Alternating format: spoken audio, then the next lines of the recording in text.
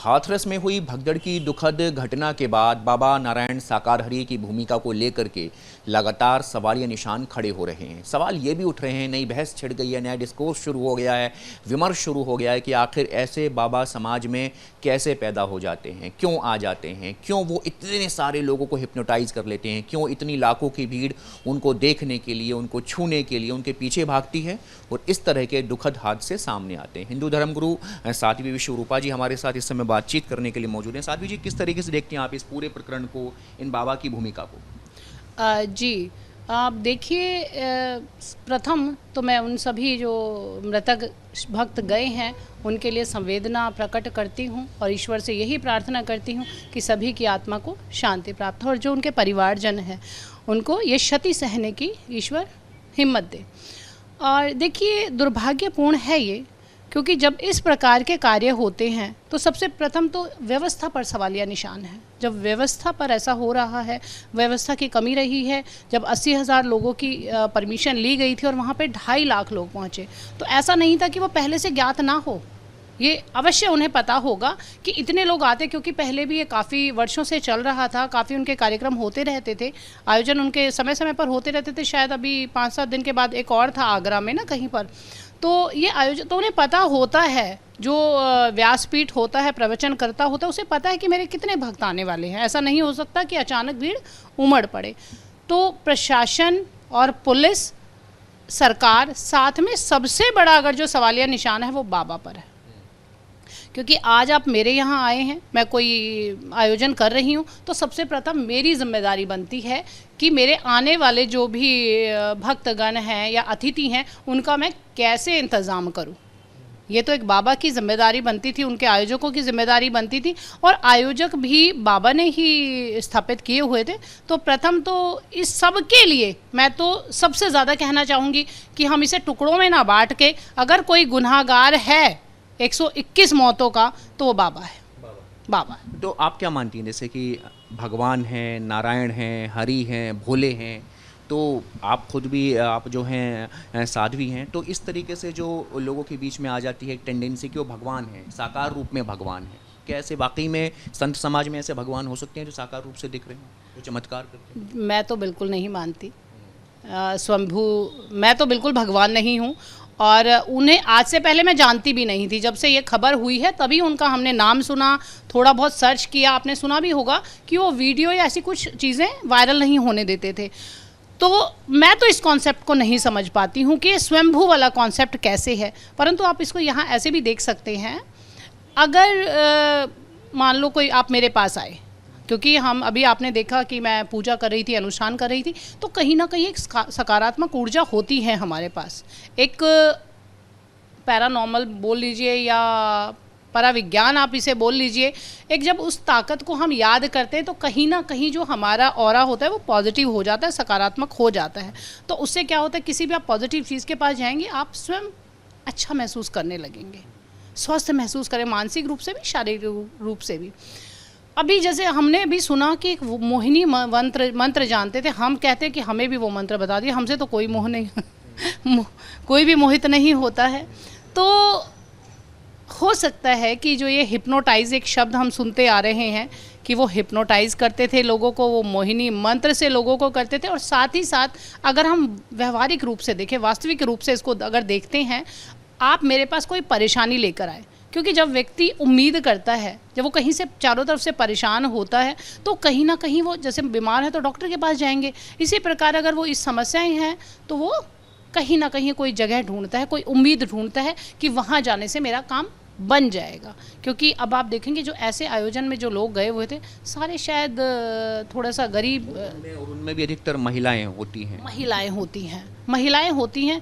और इस प्रकार की जो आपने वहाँ क्राउड देखा है, जो जिन लोगों ने जान दी है, तो बहुत ज़्यादा शिक्षित भी नहीं है, जैसा हमें देखने में नज़र आ रहा है। वो शिक्षित भी नहीं है, तो वो इतना अच्छे प्रकार से नहीं समझ पाती। जो मैंने कहा मेरी बात मान ली, आपने कहा आपकी बात मान ली।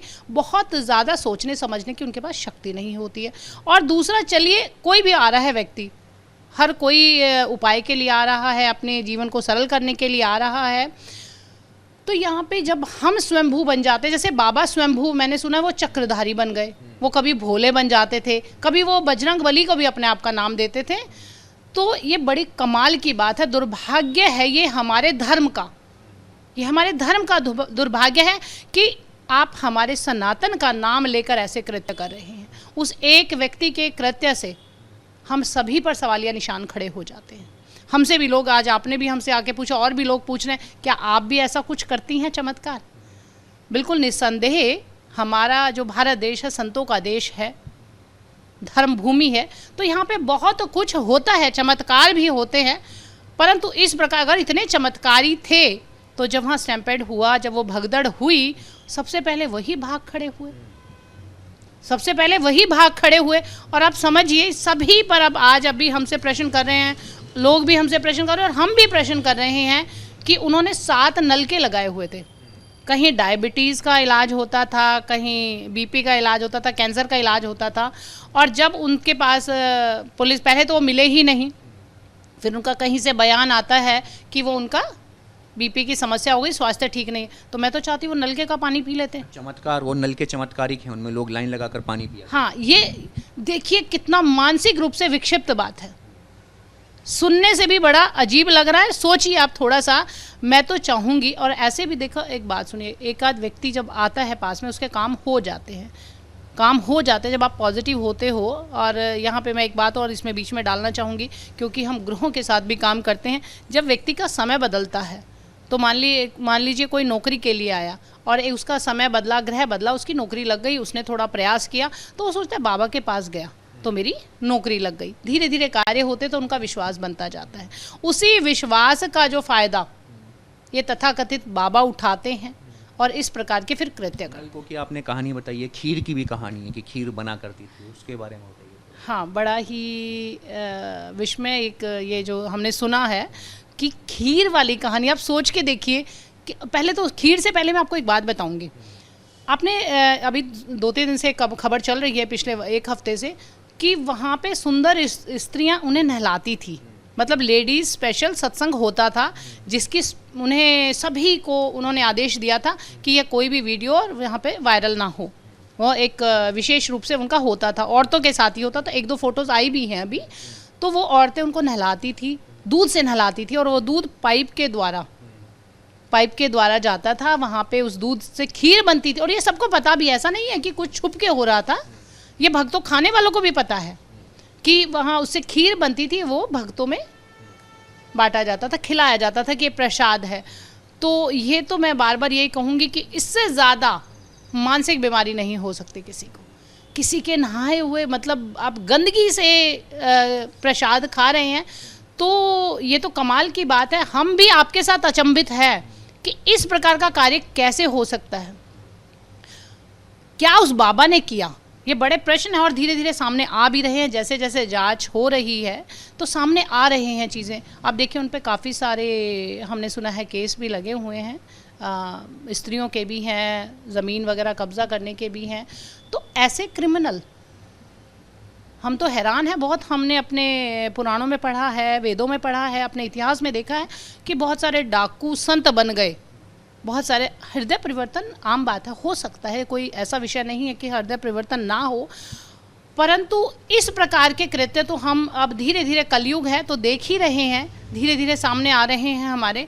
और बाबा का विषय है, इसमें अगर देखिए हम एक बात कहेंगे, यहाँ पे बाबा का बचाव नहीं कर रहे हैं, बाबा बिल्कुल निशानियाँ उस पर है ही है।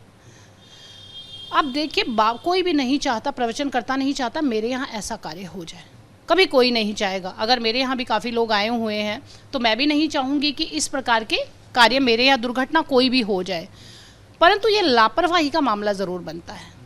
अब लापरवाही से वो जाने गई, ये बहुत बड़ा विषय है। और उसी बात से फिर सबकी जो जांच आई है, लापरवाही वो तब हुई ना जब इतने सारे भक्त आए वहाँ पर अगर चमत्कारिक पानी बटता है, चमत्कारिक खीर बटती है, बाबा सुदर्शन चक्र चलाते हैं, कभी भोले बन जाते हैं, तो ये जो चमत्कार है, इसलिए हम आपके पास हैं समझने के लिए कि ये जो स्त्रियों, औरतों के बीच में जो चमत्कार को लेकर के कितनी जल्दी एक्सेप्टिबिलिटी होती है कि वो एक्सेप्ट कर लेती हैं चीज़ों को लेकर के। तो क्या वाकई में इस तरीके के बाबाओं के पास में इस तरीके की शक्ति होती है? देखिए, मैंने पहले बताया आपको कि मेरे पास तो नहीं है और मैंने अपने आसपास देखा भी नहीं। देखा भी नहीं, बिल्कुल ये फ्रॉड, ठगी है, फ्रॉड है। हाँ, 100% ठगी है। इस प्रकार का ऐसे कैसे हो सकता है कि कोई नहाने वाले पानी से दूध से खीर बनाकर खाए, या फिर नलकों से वो पानी निकल कर उनसे बीमारियां ठीक हो। तो इस पे अब जांच हो रही है, आप देखेंगे जांच पे बहुत ज़्यादा, उस पानी को भी जांच कीजिए। मेरी तो ये भी मांग है कि जो पानी है उसकी भी जांच कीजिए, तो बहुत सारे तथ्य सामने आएंगे। परंतु मेरी तरफ से तो बिल्कुल निराधार ये है कि ऐसा कुछ नहीं होता है। धन्यवाद हमसे बातचीत करने के लिए।